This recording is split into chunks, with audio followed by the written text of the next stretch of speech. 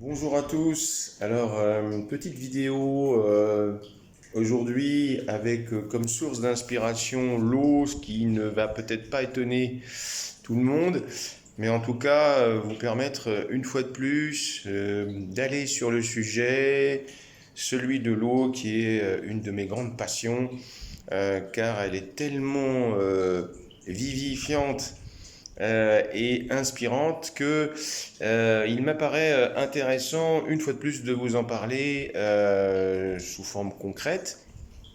Et comme je vais vous faire voir, regardez, elle est dans le cabinet, hein, sous forme de petite fontaine ici.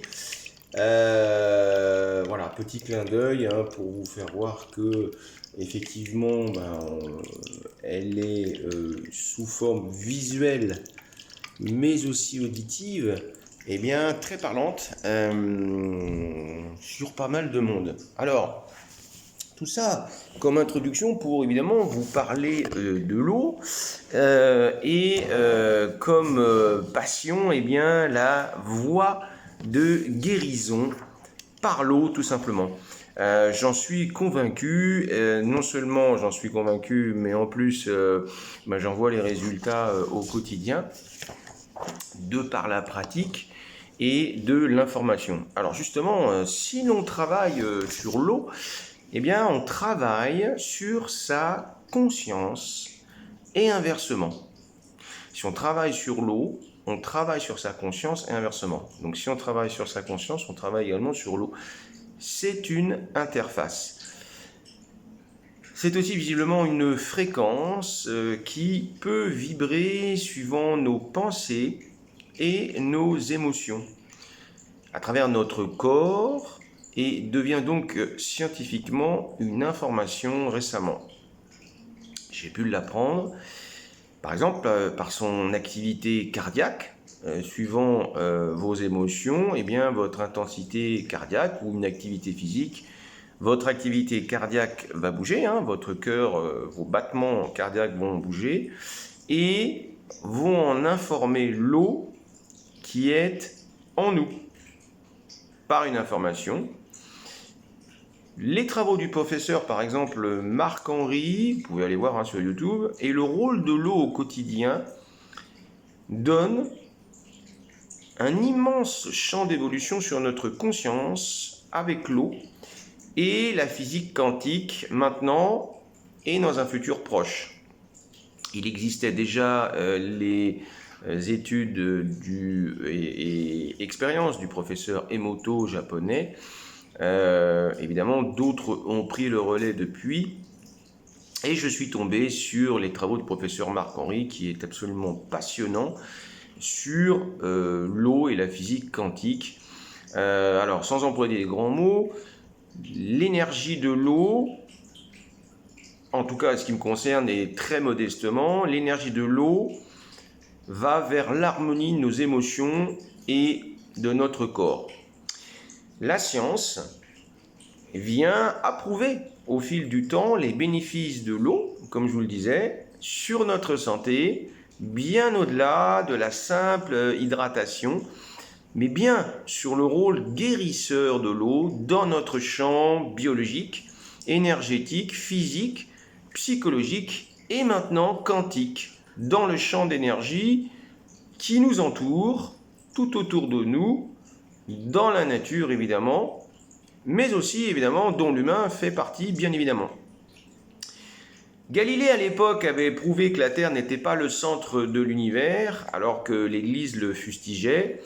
Pasteur et sa théorie microbienne est bien réelle aujourd'hui, alors qu'à l'époque elle était moquée.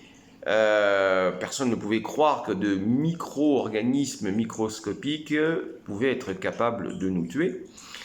Newton, enfin, a prouvé scientifiquement que l'on n'avait pas besoin de toucher physiquement une chose pour agir sur elle.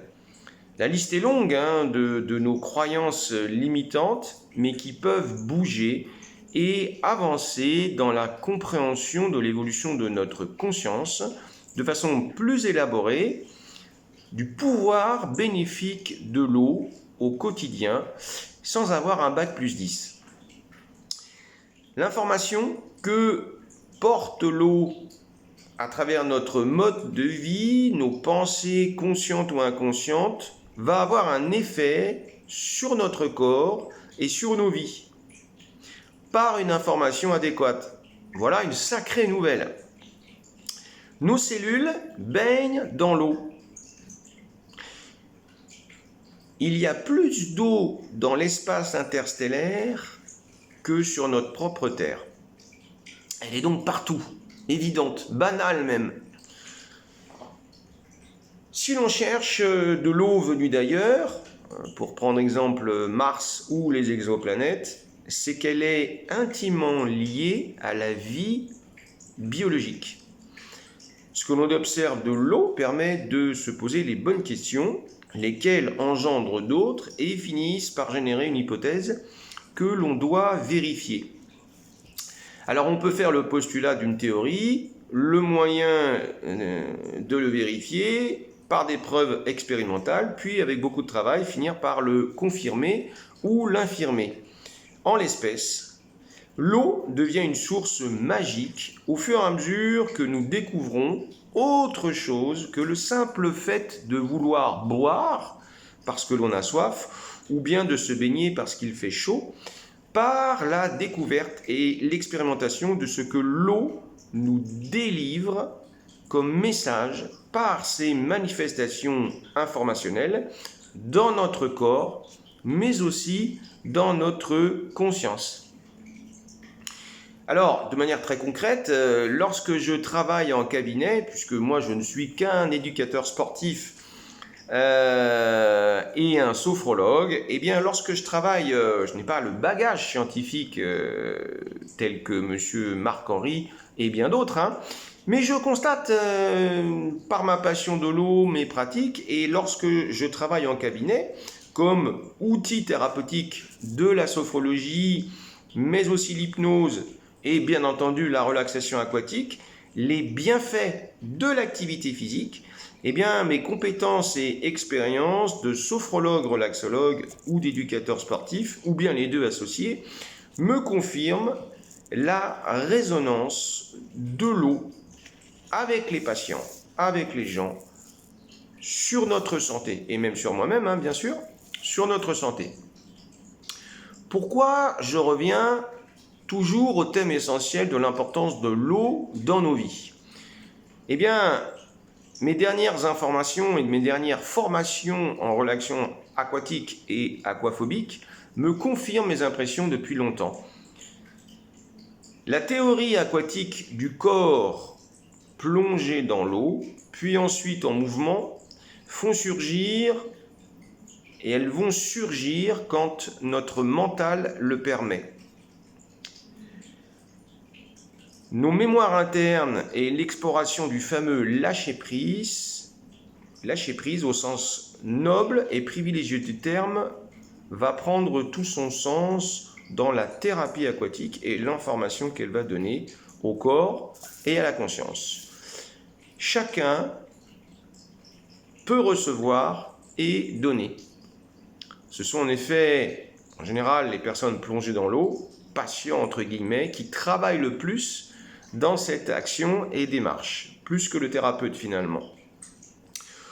On retrouve également dans la pratique l'action, la réceptivité et l'émissivité, chère au docteur Vitoz, que j'utilise dans l'accompagnement et qui est génial dans son principe du contrôle cérébral par la relaxation. Le catalyseur de l'information, c'est l'eau. Comprendre de quelle façon mon espace intérieur permet d'être exploré par le privilège de l'eau. C'est, je crois, une voie de guérison pour répondre de manière complémentaire par du travail en cabinet, en accord avec un avis médical, bien entendu, des médecins, des psychologues, psychiatres, ostéopathes et bien d'autres en médecine douce complémentaire. Une fois l'alliance enfin constituée par une anamnèse de qualité, des séances spécifiques répondant à la demande du patient, la proposition est faite de prendre le relais en bassin par la relaxation aquatique, en général dans un complexe thermal ou de thalasso, qui stimule évidemment immédiatement la curiosité. La curiosité mène à l'observation, qui mène à la recherche, qui mène à la découverte, qui mène à la compréhension, qui mène à des applications, qui ensuite améliorent notre vie. Alors évidemment, l'eau chaude dans cette pratique et technique facilite la relaxation et donc la détente qui dure en général entre 30 et 40 minutes.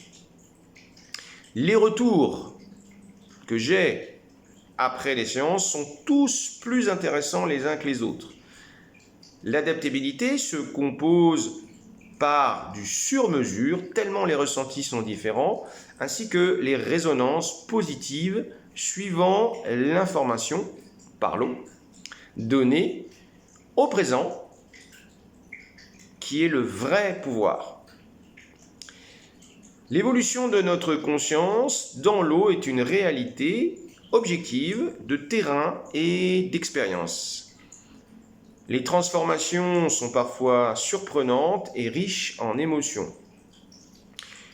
Les gens osent parler d'eux-mêmes, enfin, et de leur pouvoir corporel et psychique de manière simple et fluide par l'échange et la curiosité. L'envie d'y revenir est grande, sans jugement ni interprétation. L'eau réunit le vivant, dont l'homme se paralyse par un mode de vie stressant et bloquant dans notre société moderne. L'eau donne de nouveau du sens dans le lâcher-prise par son action et son information.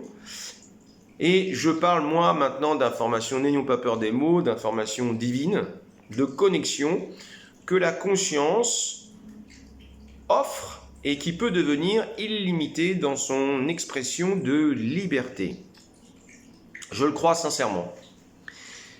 Elle nous libère de la pesanteur, cette eau, de la verticalité également, puisque nous sommes terrestres au départ, dans le langage du corps qui, en premier chef, évidemment, s'installe, puis ensuite libère l'esprit qui passe par différentes étapes, bien loin du contrôlant, mais bien par des informations très subtiles vers notre mémoire de l'eau et également à notre inconscient. Rappelons-nous que nous venons tous du ventre de notre maman et donc une fois de plus plongés dans l'eau. Vous n'y échapperez pas. Autant en faire un allié et un associé dans cette ambivalence qui peut parfois être récurrente et être phobique dans l'eau. Cette eau nous libère de la pesanteur et ces merveilleux phénomènes permettent de donner du sens vers nous-mêmes et le monde. Un peu prendre du recul dans des techniques psychologiques bien connues. L'évidence m'est apparue en formation et je remercie du fond du cœur mes formatrices pour cela, Catherine Proto et Magali Tirel, pour la compréhension technique bien sûr, mais aussi physique de l'évolution que j'en ai faite au fil du temps. Alors, prenons simplement maintenant la respiration comme point de départ et très parlante dans l'eau. Nous respirons librement sans avoir conscience véritablement de respirer car nous avons le réflexe automatique et vital de prendre de l'air tel que là je le fais actuellement pour vous parler, pour inspirer et expirer naturellement. Lorsqu'en séance de sophrologie, je pratique avec la personne les prises de conscience de la respiration par des exercices et techniques spécifiques, les effets mesurés pour aller vers la zone sophroliminale sont considérablement différents et positifs au final. Nous pouvons alors parler et expulser le négatif par l'expiration et inspirer le positif par l'inspiration de façon consciente Pour aller aux suites, évidemment, de manière logique et en connivence vers le schéma corporel et évidemment la visualisation qui vient parfaitement se compléter avec un schéma global de technique répondant à une demande. Eh bien, lorsque nous sommes immergés dans l'eau, alors tout devient différent, plus dense, plus fort, plus intense. La respiration devient parfois forcée et se transforme aussi en apnée, comme les dauphins qui respirent comme nous. Quand cette apnée est maîtrisée, eh bien, nous pouvons rester sous l'eau un laps de temps donné. Avec de l'entraînement, ça s'améliore. Et lorsqu'il y a une modification de conscience positive, eh bien, nous pouvons être très surpris du temps que nous pouvons rester sous l'eau. Lorsque celle-ci est bloquée par des peurs inconscientes, eh bien, on se trouve bien dépourvu et nous nous rendons compte des blocages physiques liés à la respiration, liés à nos émotions. Une information et modification de conscience dans l'eau en séance nous fait oublier rapidement la pesanteur du corps, la notion du temps et même l'envie d'aller sous l'eau lorsque tout se passe bien, comme par enchantement. Une attirance quasiment aimantée. La respiration, elle, se cale et se calme à partir du moment où l'information de l'eau est passée. L'ambivalence est de la transformer en positif et ainsi de faire comprendre que l'énergie vitale dans laquelle nous sommes plongés se trouve et se connecte vers l'essentiel pour aller vers l'appel de vie comme à notre naissance. Remarquez votre réaction. Lorsque vous remontez à la surface, nous aspirons l'air qui prend un caractère bien spécifique de ce que nous accueillons comme l'énergie vitale d'appel à la vie. L'esprit le comprend très bien. L'énergie de l'eau, enfin, aide à comprendre nos champs d'énergie qui se trouvent limités car vivant dans un corps physique, ainsi que le besoin de contrôle permanent épuisant pour le cerveau. À partir de cette information et l'ouverture des possibles vers nous-mêmes et vers le monde extérieur, eh bien, nous pouvons évoluer vers la joie et même vers l'expansion de conscience parfois. Sacré programme. Nos 5 sens sont véritablement en éveil, pour prendre un exemple très concret que vous connaissez tous, que vous utilisez au quotidien. Eh bien, pour notre plus grand bonheur, nos 5 sens sont véritablement en éveil et surpris par des informations venues et vécues. En cuisine, par exemple, c'est assez parlant avec l'odorat, le toucher, le goût, la vue. En musique, avec le son et l'ouïe comme résonance. Et une question me vient à l'esprit, avez-vous déjà entendu de la musique, du son sous l'eau ? Eh bien, vous ferez l'expérience, l'onde se déplace et parvient à nous comme par enchantement. C'est exactement pareil pour l'information de l'eau et ce que vous y mettez dès le départ quand vous rentrez dans l'eau. Et vous venez évidemment avec vos bagages, votre passif et vos informations. Celles-ci peuvent être modifiées comme des leviers que l'on peut bouger, des freins que l'on peut retirer. Les informations dans l'eau sont multiples et donnent de l'harmonie vers nos émotions et notre âme pour guérir nos blocages et libérer notre énergie créatrice. Alors, je vous souhaite à tous d'aller dans l'eau maintenant de façon différente. Si cette vidéo vous a plu, n'hésitez pas à mettre un pouce, voire à vous abonner, cela évidemment m'aide beaucoup. Non pas pour nourrir mon ego, mais bien pour diffuser au maximum le pouvoir de l'eau, de ces thérapies alternatives qui vont dans un futur proche être de plus en plus connues, diffusées repris. Elles ne sont évidemment pas en contradiction avec un avis médical, loin s'en faut. Mais comme le titre de cette vidéo l'augure, eh bien, la voie de guérison par l'eau est possible. Je vous dis à très vite et n'hésitez pas à faire des retours. À bientôt!